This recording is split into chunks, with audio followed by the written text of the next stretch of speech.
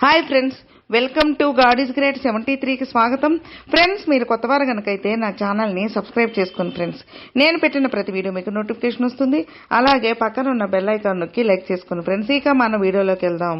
పోతులూరి వీర బ్రహ్మేంద్ర స్వామి కాలజ్ఞానంలో జరిగినది జరగబోయేది 6వ భాగం గురించి ఇప్పుడు మనం తెలుసుకోబోతున్నాం. వీర బ్రహ్మేంద్ర స్వామి పుష్పగిరి నుండి వచ్చే మార్గ మధ్యంలో ఒక చెట్టు నీడలో విశ్రాంతి తీసుకుంటున్నారు.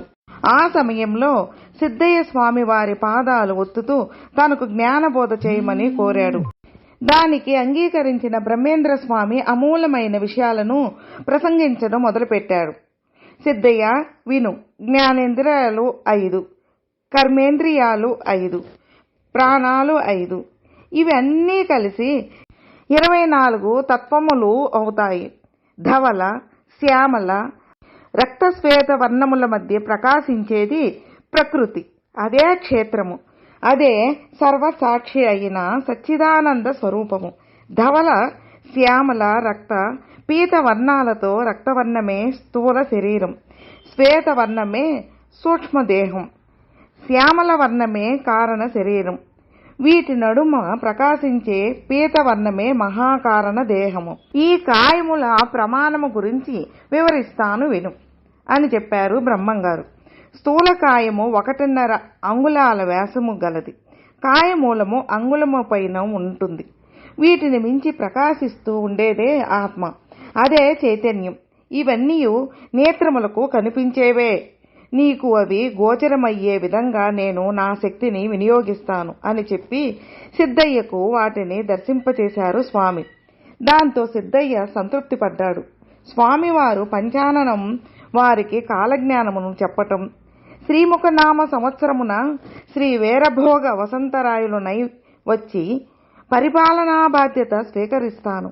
మహానందికి ఉత్తరాన అనేక మంది మునులు పుట్టుకొస్తారు. భూమి మీద ఎన్నో మాయలు ప్రదర్శిస్తారు.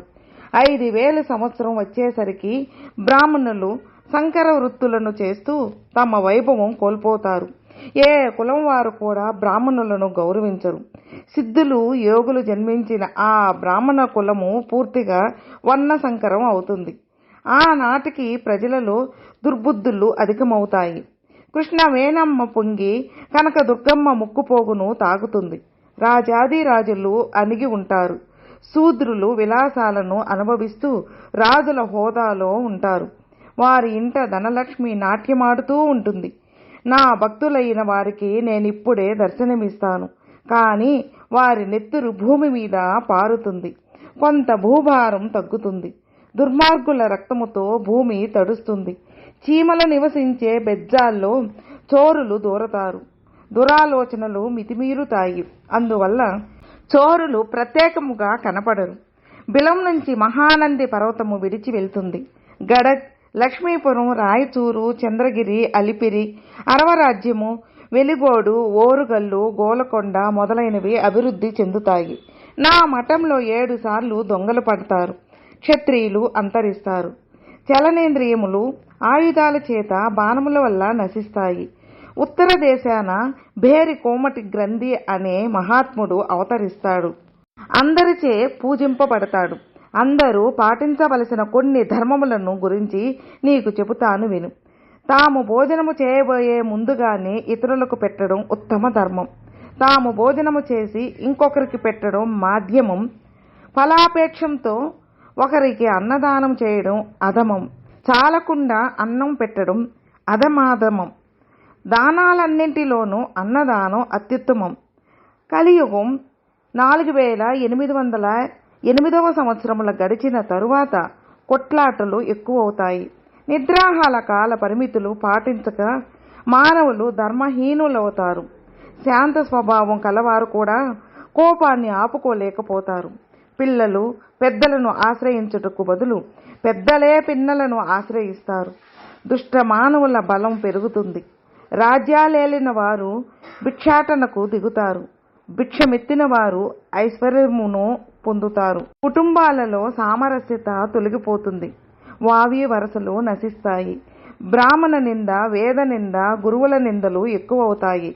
జారుత్వం, చోరత్వం, అగ్ని, రోగ దుష్టుల వలన ప్రజలు పీడింపబడతారు.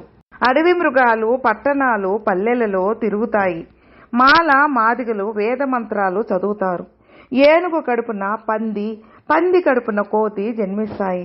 రక్తవాంతులు, నోటిలో పుండ్ల వలన, తలలు పగలడం వలన జనం మరణిస్తారు. ఇది అణుదాడి వల్ల సంభవించే క్యాన్సర్ తదితర వ్యాధుల వల్ల జరగవచ్చు. కొండల మీద మంటలు పుడతాయి. జంతువులు గుంపులు గుంపులుగా మరణిస్తాయి. భారతదేశం పరుల పాలనలోకి వెళుతుంది. ఈ పాలనలో అన్ని వర్ణాల వారు చదువుకుంటారు. కులం, ఆచారం నశిస్తాయి. మనుషులందరూ కలిసిమెలిసి కుల మత వర్ణభేదాలు లేక ప్రవర్తిస్తారు. ఎడ్లు లేకుండా బండ్లు నడుస్తాయి. మంచి నీటితో జ్యోతులు వెలుగుతాయి. ఒక రేవున పులి, మేక నీరు తాగుతాయి. వెంపలి మొక్కకు నిచ్చెనలు వేసి మనుష్యులు పుడతారు. విజయనగర వైభవం నశిస్తుంది. కాశీనగరం 15 రోజులు పాడుపడిపోతుంది. గోదావరి నది 12 రోజులు ఎండిపోయి తిరిగి పొంగి పొర్లుతుంది. వెంకటేశ్వరుని కుడిభుజం అదురుతుంది. మంగళగిరిలో వైష్ణవుల మధ్య కలహాలు చెలరేగుతాయి. కృష్ణానది మధ్యలో బంగారు రథం కనిపిస్తుంది. ఆ రథాన్ని చూసిన వారి కళ్ళు పోయి గుడ్డివారవుతారు. కర్ణాటక దేశంలో దేవాలయాలను తురకలు ధ్వంసం చేస్తారు. కుక్కలు గుర్రాలను చంపుతాయి. ఆకాశం నుండి చుక్కలు రాలి పడతాయి. నేల నెత్తురుతో తడిచిపోతుంది. చనిపోయిన వారి ఎముకలు గుట్టలుగా పడి ఉంటాయి. దుష్టశక్తులు విజృంభిస్తాయి. అందువల్ల జన నష్టం జరుగుతుంది. కాకులు కూస్తాయి. నక్కలు ఊలలు వేస్తాయి. ఫలితంగా ప్రజలు మరింత మంది గుంపులుగా మరణిస్తారు. కొండవీటి రాతి స్తంభం కూలిపోవటం తథ్యం. కలియుగాన 5000వ సంవత్సరం పూర్తయ్యే కాలానికి కాశీలో గంగ కనబడదు. బెంగళూరు కామాక్షమ్మ విగ్రహం నుంచి రక్తం కారుతుంది. వేప చెట్టు నుంచి అమృతం కారుతుంది. శ్రీశైలానికి దక్షిణాన కొండల నుండి రాళ్లు దొర్లిపడి జననష్టం జరుగుతుంది. పగిలిన రాతి మొక్కలు లేచి ఆకాశాన ఎగురుతాయి. పసిబిడ్డలు మాట్లాడతారు.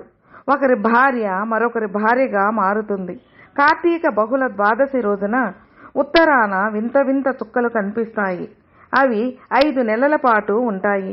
వెంకటేశ్వరుని సొమ్ము దొంగలు అపహరిస్తారు. కృష్ణా గోదావరి నదుల మధ్య ప్రాంతమందు జనులు ఎక్కువగా నశిస్తారు. ప్రజలు గ్రామాలు వదిలి అడవులను వెళ్ళిపోతారు. అనేక రకాలైన జబ్బుల వలన పలువురు మరణిస్తారు. అమావాస్య నాటి అర్ధరాత్రి సమయాన ఉదయగిరి శిఖరం మీద చక్రాంకితుడైన ఒక పరమహంస ఎక్కి నిలిచి ఉండటం చూసి చంద్రగ్రహణం అని జనులు ఆశ్చర్యం చెందుతారు.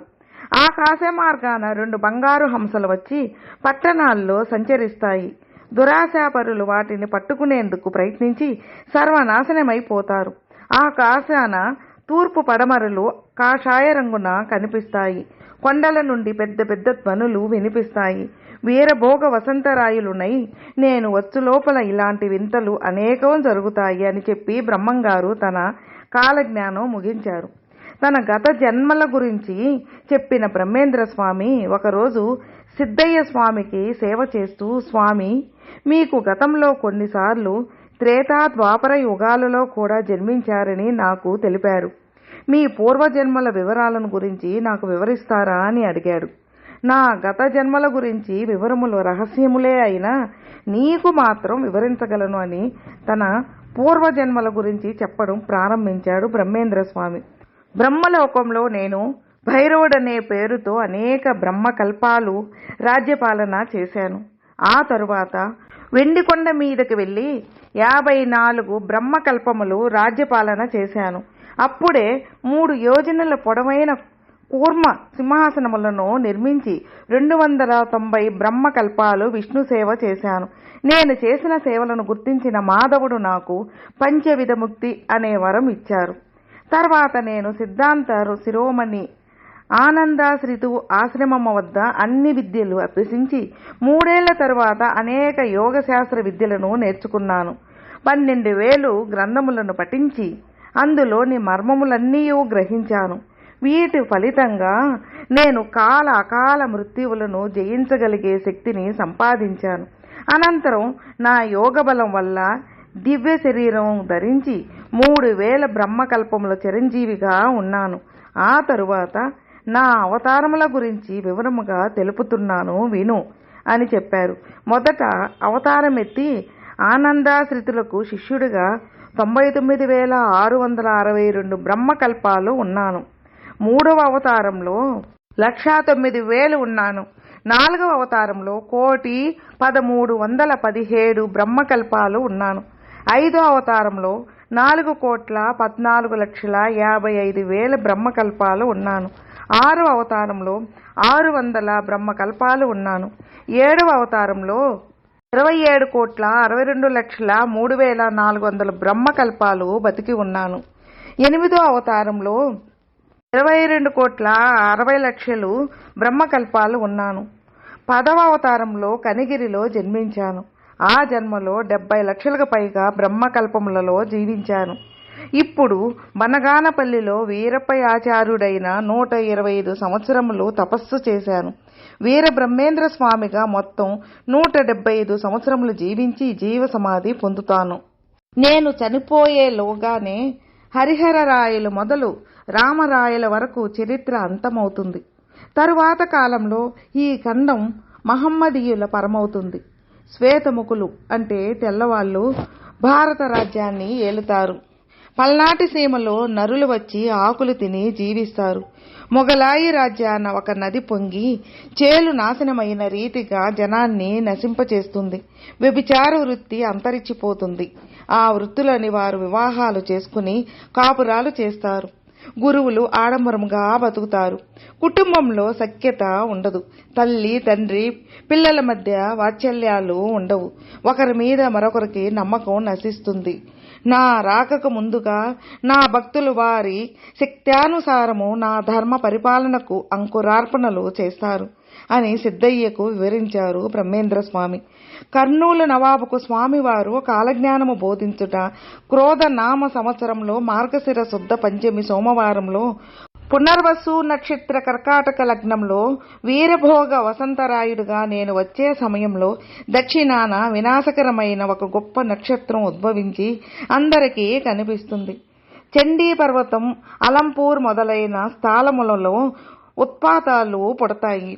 ఈ ప్రాంతంలో పాలిగాళ్ళు తమలో తాము ఘర్షణ పడి చెడి అడవుల పాలై భ్రష్టులై పోతారు. నలుదిక్కుల యందు దివ్యమైన నక్షత్రాలు పుట్టి కంటికి కనిపించి రాలిపోతాయి. అమావాస్య రోజున పూర్ణచంద్రుని చూసి జనులు నశిస్తారు. కార్తీకం నిజమని నా మహిమను తలుచుకుంటారు. కార్తీక శుద్ధ ద్వాదశి నాటికి విష్ణు భక్తి పుడుతుంది. అప్పటికి సామవేద ఘోష వినిపిస్తుంది. తూర్పున శిరస్సు, పడమర తోకగా, తోక వెడల్పుగా 20 బారల పొడవుగల నల్లని ధూమకేతువనే నక్షత్రం పుడుతుంది. పుట్టిన 30 రోజులకు అందరికీ కనిపిస్తుంది. ఆకాశం ఎర్రబడి ఆవులు పైకి చూసి అరుస్తాయి. ఆకాశంలో శబ్దాలు పుడతాయి. ఈశ్వరమ్మను రంగరాజునకిచ్చి వివాహం చేసే నాటికి కందిమల్లయ్యపల్లె నవరత్న మండపాలలో 12 ఆమడల పట్నం అవుతుంది.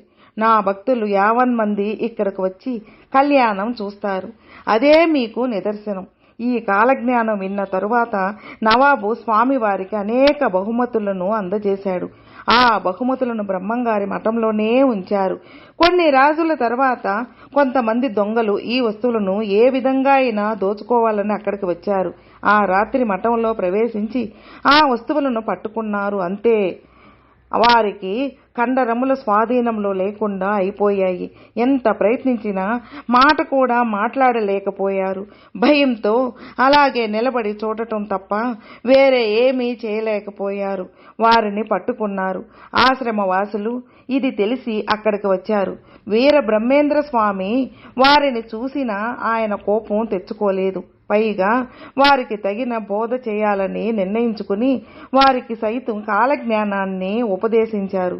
దొంగలకు చెప్పిన కాలజ్ఞానం దేశానికి ఆపదలు తప్పవు, ప్రళయానికి సూచనగా ఆకాశం ఎర్రగా మారుతుంది, 6 మతాలు ఒక్కటవుతాయి, నిప్పులు వాన కురుస్తుంది, నెల్లూరు జలమయం అవుతుంది, నెత్తురు ఏరులై పారుతుంది, 7 గ్రామాలకు ఒక గ్రామం, 7 ఇళ్లకు ఒక ఇల్లు మిగులుతాయి, ప్రజలు కత్తులతో పోట్లాడుకుంటారు, పార్వతి బసవేసుల కంటనీరు కారుతుంది.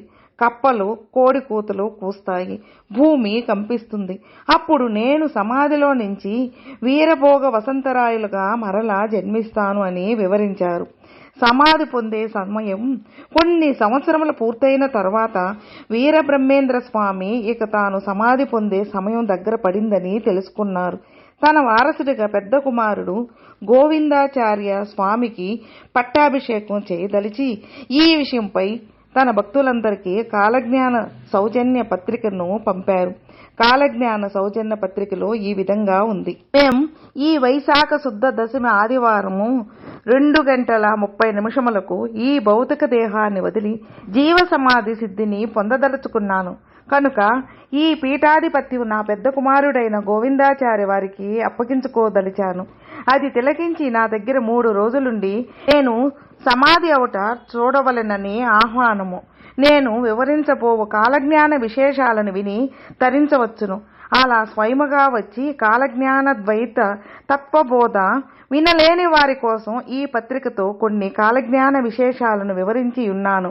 ఈ పత్రికని వారు దీపారాధన నైవేద్యములతో పూజించిన వారికి సకల శుభములు కలుగును. నేను ఈ వీరబ్రహ్మేంద్ర స్వామి అను పేరు ధరించి ఇప్పటికీ 175 సంవత్సరములు గడిచాయి. ఇప్పుడు నేను సమాధి నిష్టలో ఉండాలని నిర్ణయించుకున్నాను. తిరిగి భూమి మీదకు వీరభోగ వసంతరాయులుగా రాబోతున్నాను. నేను వచ్చే సమయానికి ఈ కలిలోకంలో ఎర్రబోయిలు శ్వేత ద్వీపవాసులు వస్తారు. శాలివాహన శకమునందే వీరు మహమ్మదీయులతో స్నేహం పొంది భరత ఖండం పాలిస్తారు. హరిహరాదులు గుళ్లల్లో పూజలు హరించిపోతాయి. ధనమదంచే సాధువులను జ్ఞానులను దూషణ చేస్తారు. భూమిపై వర్షములు కురిసినట్లుగానే ఉంటాయి కానీ పంటలు పండవు. పైరులు పండినట్లుగానే ఉంటాయి కానీ నిలువవు. బహుధ్యాన నామ సంవత్సరంలో కనకదుర్గ మొదలైన శక్తులు భూమి మీదకు వస్తాయి. ఫ్రెండ్స్, పోతులూరి వీరబ్రహ్మేంద్ర స్వామి కాలజ్ఞానంలో 6వ భాగం గురించి విన్నారు. ఇక మనం 7వ భాగంలో కలుసుకున్నాం. ఫ్రెండ్స్, మీకు ఈ వీడియో నచ్చితే లైక్ చేయండి, మీ ఫ్రెండ్స్ షేర్ చేయండి. సబ్స్క్రైబ్ చేసుకున్నట్లయితే ప్లీజ్ సబ్స్క్రైబ్ చేసుకోండి. నేను పెట్టిన ప్రతి వీడియో మీకు నోటిఫికేషన్ వస్తుంది.